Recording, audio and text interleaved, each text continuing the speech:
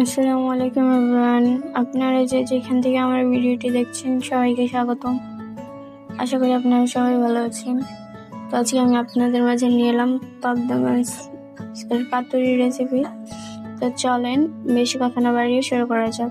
বিসমিল্লাহ। তো প্রথমে আমি এখানে নিয়ে নিলাম পাবদা মাছ, তারপর নিয়ে নিলাম পেঁয়াজ কুচি করে ও মরিচ নিয়ে নিলাম, তারপর নিয়ে নিলাম একটি বাটিতে কুমড়ো পাতাগুলোকে ভালো করে মাখিয়ে নেব।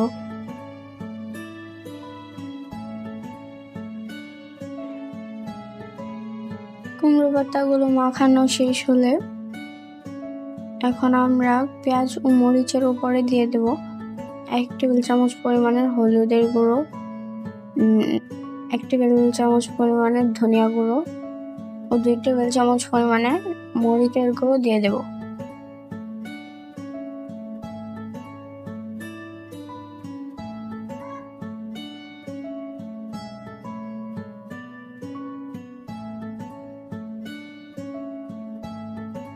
তারপর এখানে স্বাদ মতো লবণ অ্যাড করে দেব।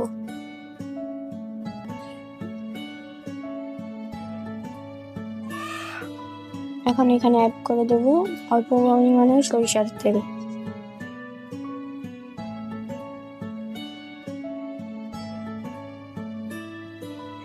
এখন সবগুলোকে একসাথে করে ভালোভাবে মাখিয়ে নেব।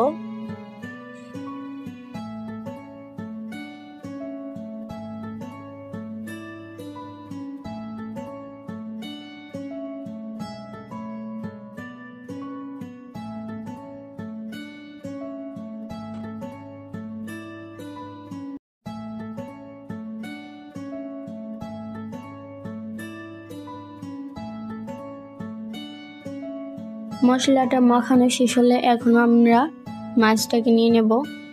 এখন মাছের মধ্যে 1/2 টেবিল চামচ পরিমাণের হলুদের গুঁড়ো দিয়ে দেব। এখন মাছটাকেও ভালো করে মাখিয়ে নিতে হবে।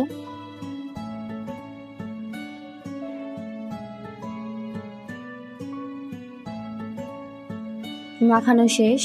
এখন আমরা হাতের মধ্যে 2 করে কুমড়ো পাতা নিয়ে নেব এবং মাছ দিয়ে নেব। এখন দিয়ে দেব মশলা। এখন এটাকে ভালো করে মুড়িয়ে নিতে হবে।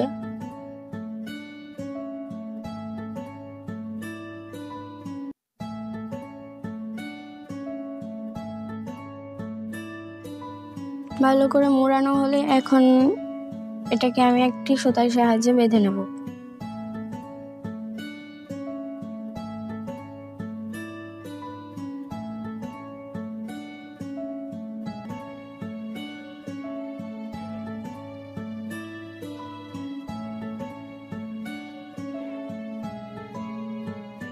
এভাবে একটা একটা করে আমি সবগুলোকে বানিয়ে নিয়েছি, দেখেন।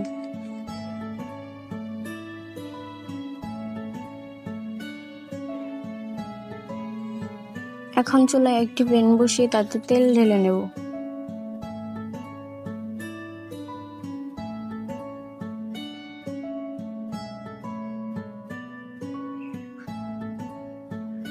তেলটা গরম হয়ে গেলে এখানে একটা একটি করে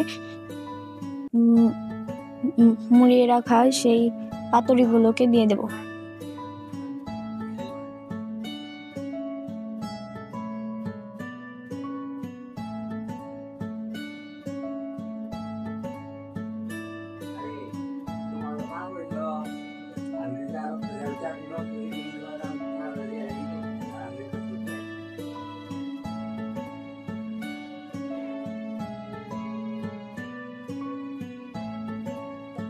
এখন এটাকে কিছুক্ষণের জন্য রেখে দেবো আমরা।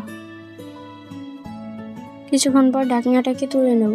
এখন এটাকে একটা একটি করে উল্টিয়ে নেব।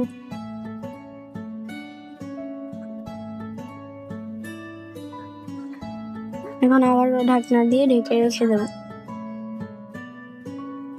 পাতুরিটা হয়ে গিয়েছে প্রায়, দেখেন। এখন এটাকে একটি বাড়িতে দেখেন, এটা ফাইনাল লুক কতটা সুন্দর হয়েছে। ভিডিওটি যদি আপনাদের কাছে ভালো লেগে থাকে তাহলে লাইক করবেন এবং কমেন্ট বক্সে জানাবেন কেমন হয়েছে। দেখা হবে নেক্সট ভিডিওতে।